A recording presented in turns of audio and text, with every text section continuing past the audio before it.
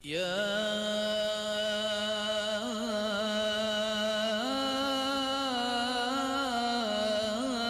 رمضان.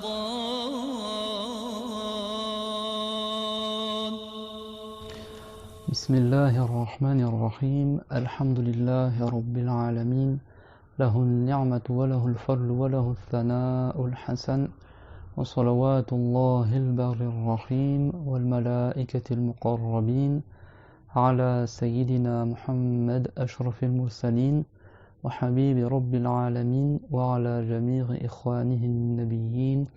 اللهم علمنا ما جهلنا وذكرنا ما نسينا وانفعنا بما علمتنا وزدنا علما، وإنا نعوذ بك من حال أهل النار. اللهم وفقنا لما تحبه وترضى وارزقنا الإخلاص لوجهك الكريم. اللهم لا سهل إلا ما جعلته سهلا، وأنت يا حي يا قيوم تجعل الحزن إذا شئت سهلا. اللهم أعنا على ذكرك وشكرك وطاعتك وحسن عبادتك، فإنه لا حول ولا قوة إلا بك يا الله يا رحمن يا ذا الجلال والإكرام.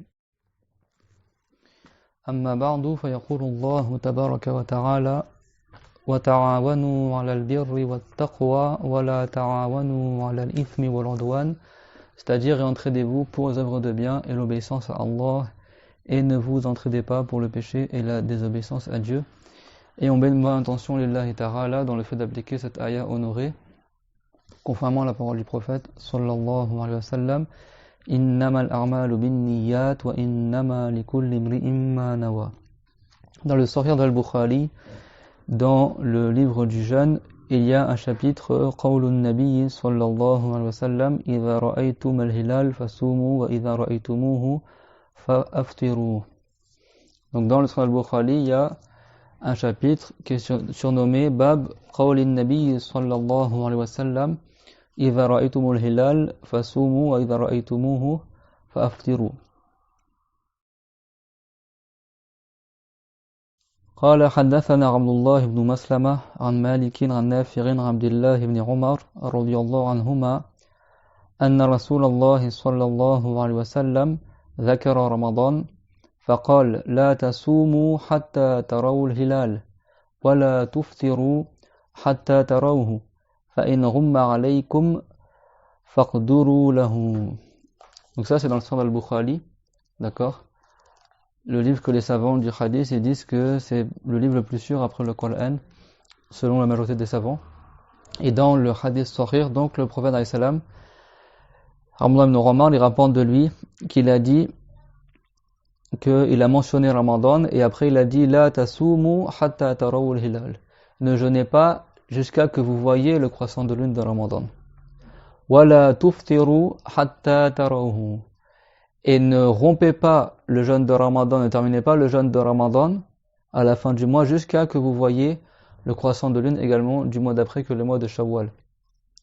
Et après il a dit: fa in rumma alaykum faqduru lahu, ça veut dire, et si le croissant de lune vous a pas été visible à cause de la fumée ou des nuages, ou le ciel a été brouillé par quelque chose qui a empêché de voir le croissant de lune, faqduru lahu, ça veut dire alors faites une estimation, c'est-à-dire vous complétez le mois de Sha'ban à 30 jours, et comme ça par l'estimation tu sais que le mois de Ramadan il rentrera le jour d'après. Donc ça c'est un hadith sahih rapporté par Al-Bukhari.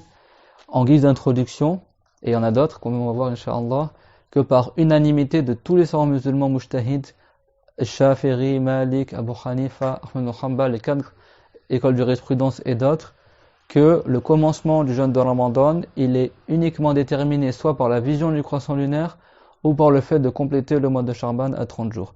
Et c'est en aucun cas pris en considération le calcul des astronomes, ce qu'on appelle en arabe al-falakiyun ou ce qu'on appelle al-munajjimun. D'accord, ceux qui font des calendriers avec les astronomes et ceux qui étudient les astres, connaissent les orbites et les courses des astres, le soleil, la lune, etc. Et donc grâce à des calculs astronomiques, ils arrivent à déterminer plus ou moins quand est-ce que le soleil va se lever, ou quand est-ce que à tel moment il y aura tel mois, etc. Ça, c'est pas pris en considération dans la religion. À l'époque du prophète, alayhi salam, c'est les musulmans qui ont enseigné aux Européens les calculs astronomiques. Ils ont pris ça des musulmans. À l'époque du prophète, alayhi salatu wassalam, c'était connu aussi les calculs astronomiques. C'est pas quelque chose qui a été inventé après. Mais la religion de Allah, tabaraka wa ta'ala, la religion agréée par Dieu, elle est facile. Dieu il a dit wa ma ja'ala alaykum fid din min haraj. C'est-à-dire Dieu n'a pas fait que dans la religion il y a quelque chose d'insurmontable ou une trop grande difficulté. Moi, je sais pas faire les calculs astronomiques et je pense que ni toi, ni vous, et je pense que la plupart des musulmans, ils ont jamais entendu parler de comment on calcule la course du soleil ou de la lune, etc. Le mois lunaire, c'est en fonction de l'apparition de la lune. Donc, si c'était un devoir de faire un calcul astronomique pour déterminer quand est-ce que le mois il va rentrer, la plupart des musulmans, ils seraient totalement incapables de savoir quand est-ce qu'il rentre Ramadan. Donc ça veut dire que si tu es dans le désert ou dans un pays où il n'y a pas d'astronome qui connaît le calcul astronomique, tu vas jamais jeûner parce que tu sais pas quand est-ce que le mois de Ramadan il va rentrer. Et si tu es tout seul en voyage dans le désert, tu fais comment pour jeûner Ramadan? C'est-à-dire que la religion, elle est facile. Le calcul astronomique, ça n'a pas été inventé après l'époque du prophète, c'était connu dès l'époque du prophète. Alayhi salatu wassalam. Et malgré ça, Dieu n'a pas fait qu'on se fonde sur cela afin de savoir l'entrée du jeûne de Ramadan. Parce qu'aujourd'hui, il y a une mouvance, certaines personnes qui disent soi-disant, ça de la discorde, pourquoi tous les musulmans du monde, ils jeûnent pas en même temps, ça montre pas l'unité des musulmans dans le monde. On n'a pas besoin de montrer ça pour montrer que les musulmans ils sont unis. Les musulmans ils sont unis dans la même croyance, d'accord, dans la même religion. C'est quoi qui est meilleur que le jeûne de Ramadan? Les 5 prières obligatoires. Est-ce que toi tu arrives à rassembler tous les musulmans de la terre en même temps pour la prière de Jumu'ah, soi-disant pour montrer l'unité des musulmans? Non, tu pourras jamais faire ça. Parce que chaque pays, en fonction du soleil, où est-ce qu'il est dans le ciel, etc., le Jumu'ah va rentrer à une heure différente. Et ben Ramadan c'est pareil. Chaque pays, en fonction de ce qu'il voit du croissant de lune, Ramadan il va rentrer à une heure différente. Même ceux qui sont en Indonésie, ils ont vu le croissant de lune le même jour que nous, mais eux ils l'ont vu 8 heures avant nous. Et ils vont commencer le jeûne 8 heures avant nous. Parce que quand l'aube va se lever, nous on sera encore dans la nuit. N'est-ce pas? Tu vas dire quoi? Non, surtout commencez pas le jeûne, on va tous commencer en même temps. Alors nous on va commencer le jeûne au moment du Dhuhr par exemple, parce qu'en Indonésie ils auront vu le croissant. Ça c'est de l'ignorance. Il y en a qui vont te dire, oh, mais maintenant c'est la modernité, maintenant, soi-disant, on connaît les calculs. Mais les calculs, on les connaît depuis l'époque du prophète, alayhi salatu wassalam. Je crois que les compagnons à l'époque du prophète, alayhi salam, ils ont réussi à déterminer au degré près la direction de la Qibla à Cordoue, à Cordoba, dans des pays en Russie ou je sais pas où. Là où les compagnons sont arrivés, ils avaient ni GPS, ni etc. Aujourd'hui, si tu vas avec le GPS, tu vois qu'ils ont pile la direction de la Qibla. Comment ils ont fait à leur époque? Ils avaient ni GPS, ni satellite, etc. Nous, avec nos boussoles, nos GPS, nos satellites, des fois, tu galères pour trouver la Qibla. Eux, à notre époque, il y en a, ils sont venus avec le GPS. En Espagne, à Cordoba, ou même à la mosquée du prophète, les salam, à les diriger pile en direction de la Qibla. Comment ils ont fait? Ils connaissaient comment ça se passe le soleil, à quel moment il y a les équinoxes, à quel moment le soleil est pile au milieu, ce qu'on appelle le zénith, l'endroit le plus haut dans le ciel, dans l'année, là où il est pile au-dessus de la Mecque, parce que la Mecque, elle est au centre de la terre. La Kaaba, comme on a vu dans le cours précédent, on reviendra après une charlande dans le chapitre du jeûne, quand on aura terminé, on verra sur le cours de la prière, que la Kaaba, on avait dit qu'elle était pile au centre de la terre. Quand le soleil, il y a 2 moments de l'année où il est pile au centre du ciel, donc il est pile au-dessus de la Kaaba. Les compagnons, ils connaissaient cela. Et du coup, à ce moment-là, la direction du soleil, ça devient pile la direction de la Kaaba. Parce que le soleil est dans le prolongement de la Kaaba. À ce moment-là précis dans l'année, il n'y a que 2 moments dans l'année où c'est le cas. Et les compagnons du prophète, ils savaient à quel moment de l'année il y a les équinoxes, à quel moment de l'année il y a le zénith du soleil, etc. Ils connaissaient les calculs, etc. Et malgré ça, Dieu l'a pas ordonné d'utiliser les calculs pour déterminer le croissant lunaire, parce que la religion, elle est facile. Voir le croissant lunaire, c'est ouvert à chacun. Même un enfant, il peut voir le croissant de lune. D'ailleurs, si ton fils, qui n'est pas encore pubère, mais qui a la distinction, il te dit qu'il a vu le croissant de lune, et toi, tu crois qu'il dit vrai. C'est pas tu penses, tu t'es sûr qu'il dit vrai, c'est un devoir sur toi de jeûner Ramadan. Mais tu vas pas te servir de la parole de ton fils qu'on avait dans le cours dernier pour annoncer au juge et à tout le monde que le mois de Ramadan est rentré. Mais toi, en fonction de toi-même, comme tu sais que ton fils il a pas menti, c'est un devoir sur toi de jeûner. Et si tu penses qu'il dit vrai, tu as le droit de jeûner également. Ou ta femme, par exemple, même des gens ou un grand pécheur, quelqu'un dont sa parole n'est pas prise en considération pour témoigner auprès du juge pour annoncer le début de Ramadan pour tous les musulmans. Mais pour toi en particulier, si toi tu as vu toi-même le croissant de lune, c'est un devoir sur toi que tu jeûnes. Parce que toi tu as vu le croissant lunaire, même si t'es pas digne de confiance. Tu peux peut-être pas le dire aux gens, mais pour toi tu devras jeûner. Mais si par exemple tu es allé voir ta femme et tu dis voilà, j'ai vu le croissant lunaire, et ta femme, elle sait que tu dis vrai, elle sait que tu mens pas, eh ben, ça devient un devoir sur elle aussi de jeûner. Parce que vous avez vu. Et ceux qui n'ont pas vu, la religion est facile. Ils prolongent à 30 jours et jeûneront le jour d'après. Et ça, c'est pas une discorde. Ça, c'est une rahma, la miséricorde de Allah Ta'ala. Parce que sinon, on fait comment s'il y a des nuages? S'il n'y avait pas le moyen de compléter le mois à 30 jours, la religion est facile. C'est-à-dire que c'est selon ce qu'on voit sur Terre. Et on va dire, mais qui te dit que s'il y a des nuages, il n'y a pas le croissant derrière, etc. Et la prière du Var, du Maghreb, comment on fait la prière? Il n'y a qu'un seul soleil dans le ciel, n'est-ce pas? Et pourtant, le soleil, quand il se couche et tu montes dans un avion après, et ben, le soleil, tu le revois à nouveau, même s'il a été couché sur Terre. Mais ce qui prend en considération, c'est ce que tu vois sur Terre, c'est pas ce que tu vois dans le ciel. Et ben, pour le croissant en lune, c'est pareil. Ce qui prend en considération, c'est ce que tu vois sur Terre, même si c'est pas totalement la réalité peut-être de ce qui s'est passé, parce qu'il y a des nuages ou des choses comme ça. Mais en réalité, tu te fondes sur ce que tu vois sur Terre. La religion, elle est facile, elle a été créée pour nous les humains en fonction de ce qui est dans notre capacité. Les calculs astronomiques, les 3 quarts, voire les 90% des musulmans, ils connaissent pas les calculs astronomiques. T'imagines? Et après, et les gens qui font les calculs, c'est qui? C'est quoi leur niveau dans la religion? C'est des gens qui apprennent la religion, des gens dignes de confiance? Ou c'est des ingénieurs juste qui font, ou qui se basent sur ce que se disent les non-musulmans, etc. On sait même pas qui c'est qui fait les calendriers après, les calculs derrière. Et il y a plusieurs manières de calculer aussi. Donc sur quelle manière de calculer il s'est basé? Donc ça, c'est ni valable ni pour les temps des prières, le calcul astronomique, et ni pour l'entrée du jeûne. Le temps des prières, le prophète, alayhi salam, il a dit, Inna khiyara ibadillahi, alladhina yura'una ash-shams wal-qamar wal-adhillata li dhikrillah.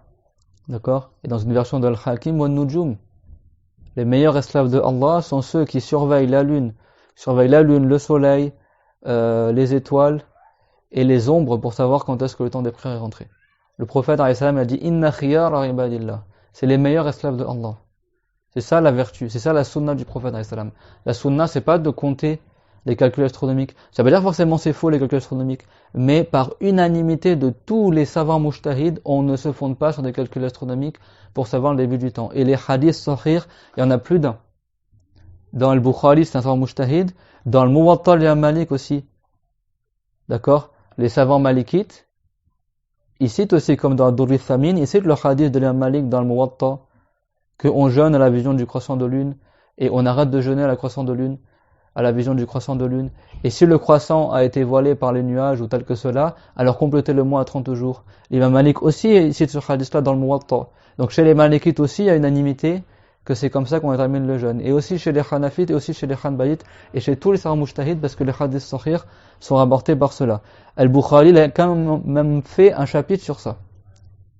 Il a carrément fait un chapitre sur le fait que le jeûne il commence sur le fait de voir le croissant de lune.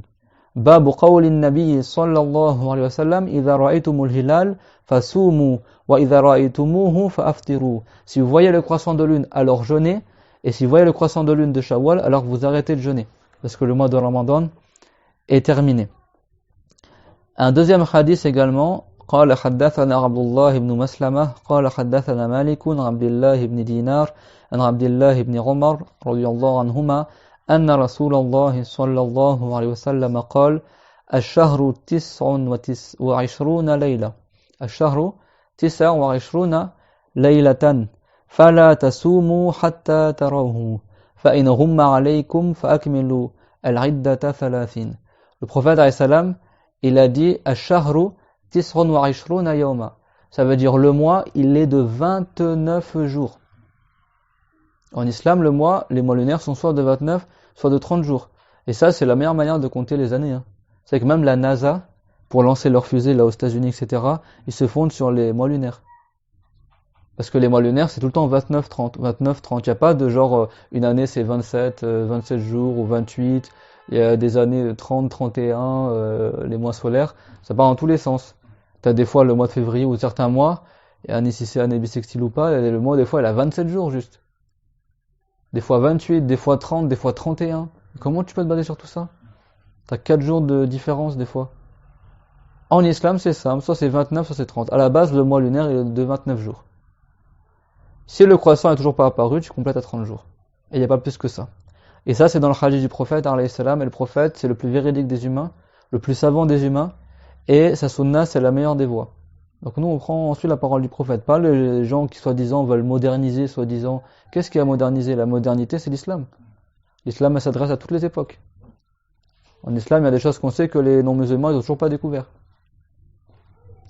On n'a pas attendu les non-musulmans pour se laver les mains quand il y avait le Covid, ou pour arrêter de faire la bise, tout comme ça, quand il y avait le Covid.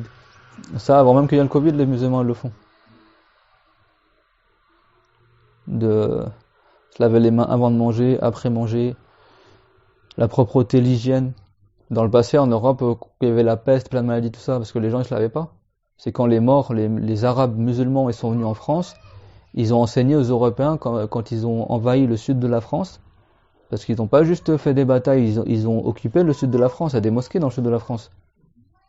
À Narbonne ou certaines villes, etc. Ils ont même encore découvert récemment certaines mosquées qui ont été plus ou moins transformées en d'autres choses, mais il y a eu des mosquées. Et à Marseille, ils ont découvert un cimetière il n'y a pas longtemps où il y avait des tombes musulmanes et des tombes de chrétiens.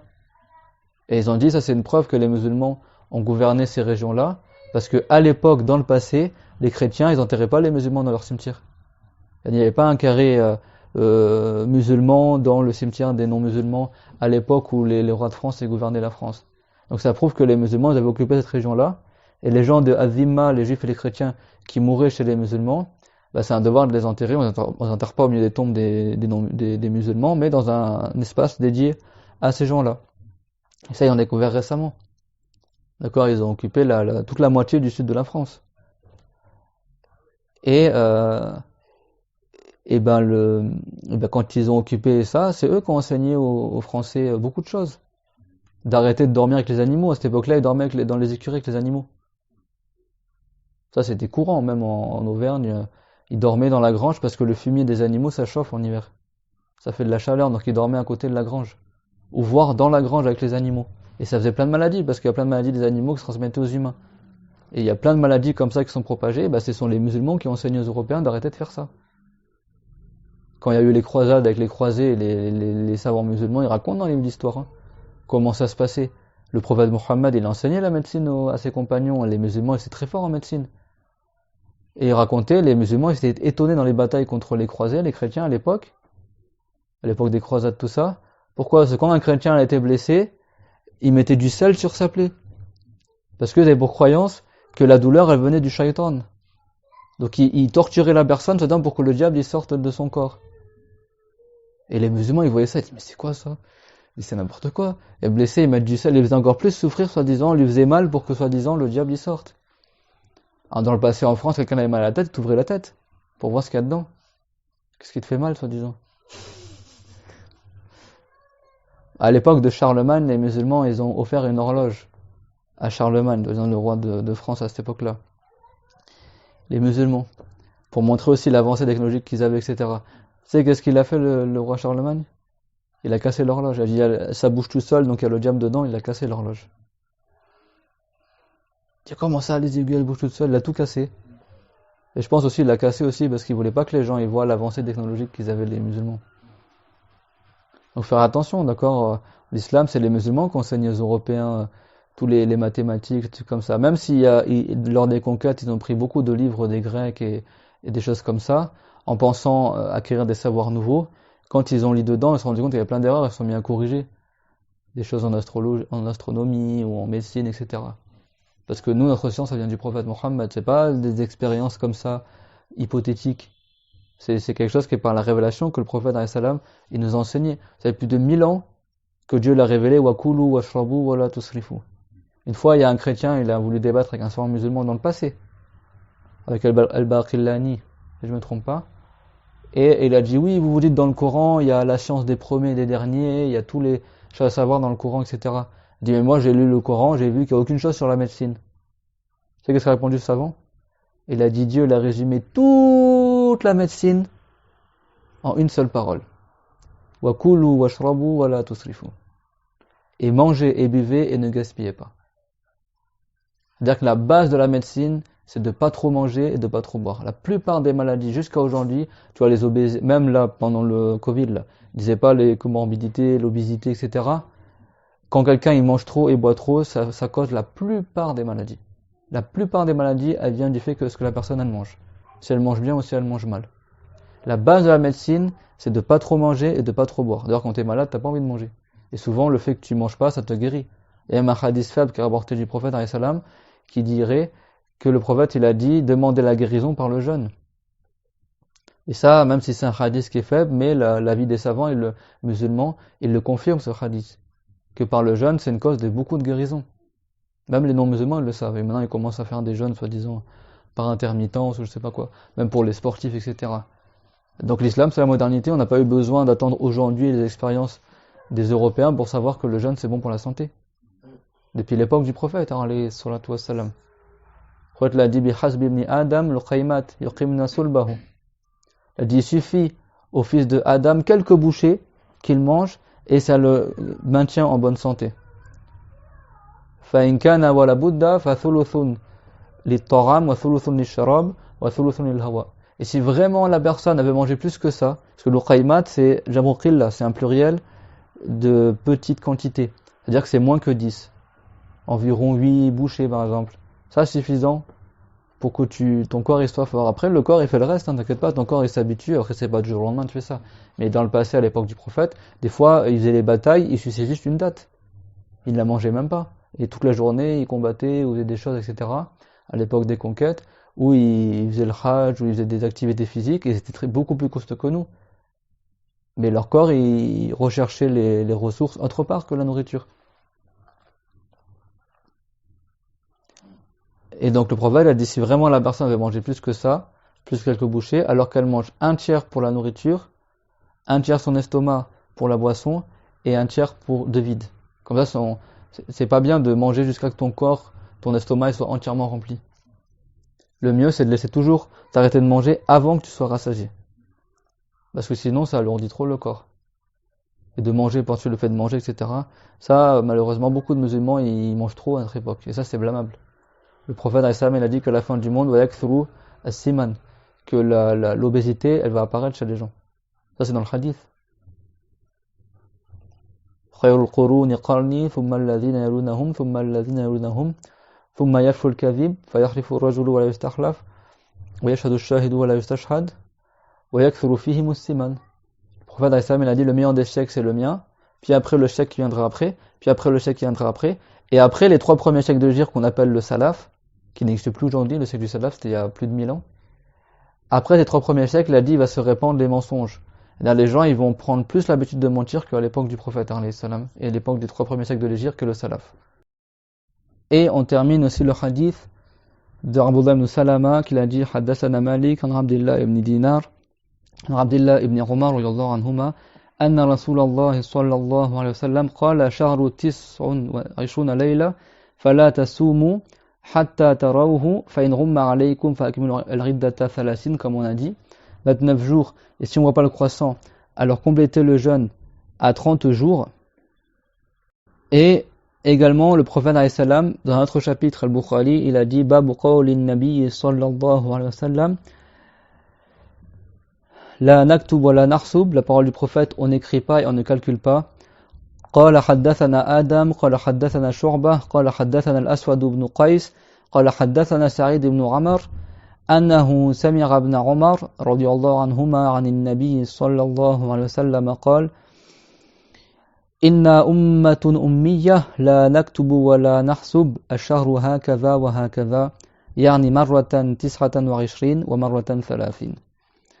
Et donc le prophète alayhi salam, il a dit certes nous sommes une communauté dont la plupart des gens parmi elles sont des gens qui ne savent pas écrire, comme c'était à l'époque du prophète alayhi salam, et il a dit nous n'écrivons pas et nous ne calculons pas.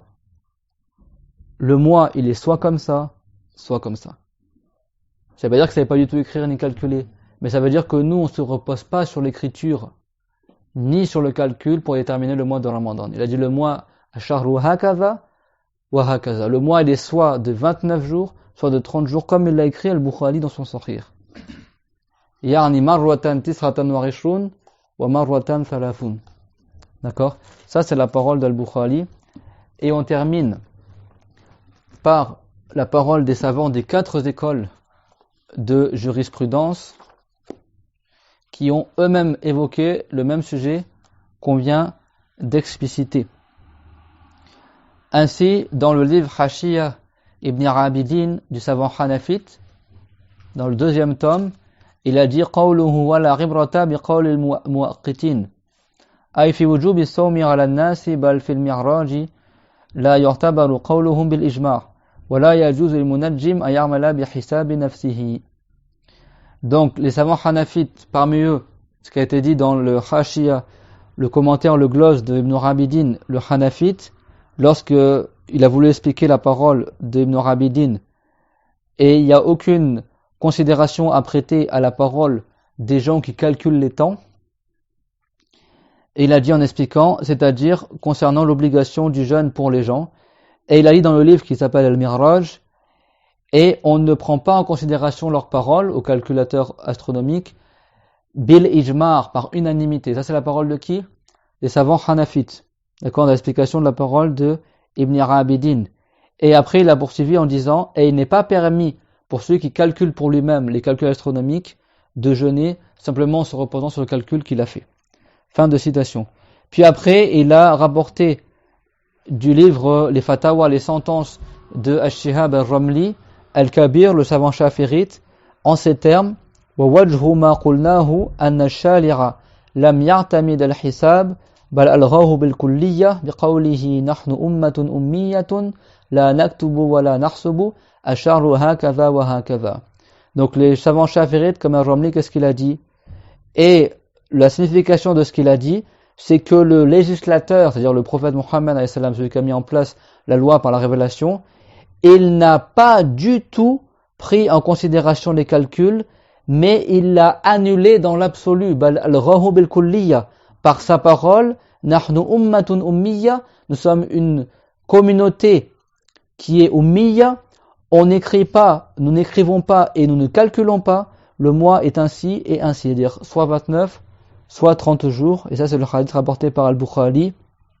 Ça veut dire que Allah Ta'ala nous a pas chargé d'accomplir des calculs pour le mois de Ramadan, mais on se fonde sur la vision et ou le fait de compléter le mois de Sha'ban à 30 jours. Donc on a cité qui? La parole des Hanafites, c'était la parole des Shafirites, et maintenant la parole des Malikites. Dans le livre Sharh al-Daldir, à la Mukhtasar al-Khalil, al-Maliki, il a dit la yathbutu ramadanu bi munajjimin ay bi qawlihi la fi haqqi ghayrihi wa la fi haqqi nafsihi. Il a dit le mois de Ramadan n'est pas confirmé par la parole d'un astronome, ni pour lui-même, ni il peut jeûner pour sa parole à lui, ni il peut ordonner aux autres de jeûner. Et chez les Hanbalites maintenant, dans le livre Kashaf al-Qinar, an Matni al-Iqnar, il a dit وَإِنْ نَوَاهُ بِلَا مُسْتَنَدٍ شَرْعِيٍّ مِنْ رُؤْيَةِ هِلَالِهِ أو إكمال شعبان أو حيلولة غيم أو قتر ونحوه كأن صامه لحساب ونجوم ولو كثرت إصابتهما أو مع صحو فبان منه لم يجزئه صومه لعدم استناده لما يعول عليه شرعا. Donc le savant Hanbalite, qu'est-ce qu'il dit dans son livre Kashaf al-Qinar an Matni al-Iqnar, il a dit, et si la personne fait l'intention de jeûner sans avoir d'appui légaux religieux fiable, comme le fait par exemple de voir le croissant de lune, ou de compléter le mois de Sha'ban à 30 jours dans le cas où il y avait des nuages qui empêchaient la vision, etc. Et il a dit, comme par exemple si la personne a jeûné en raison de calculs qui avaient été faits ou grâce aux étoiles, en calculant avec les étoiles. Il a dit, même si le calcul astronomique ou par les étoiles, souvent ça tombe juste. Même si souvent ça tombe juste. Et même si souvent ces calculs-là tombent juste, il a dit quoi? Il a dit le jeûne n'est pas valable. Il a dit, ou alors s'il a jeûné alors que le ciel était dégagé et que le croissant de lune n'avait quand même pas été vu. Donc pourquoi il jeûne alors? Si le croissant n'avait pas été vu. Et il a dit, son jeûne n'est pas valable en raison qu'il s'est appuyé sur aucune chose qui n'est fiable dans la religion. C'est clair? Et on termine par la parole de Shafi'it également, dans le commentaire de Rabb al-Talib, il a dit, wala ribrata bil munajjimi ay bi qawlihi fala yajibu bihi as-sawmu wala yajuz. Il a dit, il n'y a aucune considération à prêter à la parole des astronomes, c'est-à-dire parce qu'il a dit, et donc il n'est pas un devoir de jeûner suite à sa parole, et il n'est pas permis de jeûner suite à sa parole. Donc fais attention à ça. Et il n'y a aucun rapport avec la parole de Allah Ta'ala, وَبِالنَّجْمِ هُمْ يَهْتَدُونَ وَبِالنَّجْمِ هُمْ يَهْتَدُونَ. Et par les étoiles, ils se guident. Parce que là, ce qui est visé, c'est comme les marins ou ceux qui se guident par les étoiles pour la Qibla, par exemple, tu te bases sur l'étoile du Nord, etc. C'est pas du tout relatif au jeûne de Ramadan. Donc par unanimité, on n'a pas le droit de jeûner simplement en se basant sur des calculs astronomiques, mais on fait comme le prophète alayhi salatu wassalam, il a dit, Soumu li ru'yatihi wa aftiru li ru'yatihi fa in humma alaykum fa akmilu iddata sha'ban thalathin. وآخر دعوانا أن الحمد لله رب العالمين وصلى الله على محمد وعلى آله وصحبه وسلم ربنا آتنا في الدنيا حسنة وفي الآخرة حسنة وقنا عذاب النار ربنا لا تزغ قلوبنا بعد إذ هديتنا وهب لنا من لدنك رحمة إنك أنت الوهاب.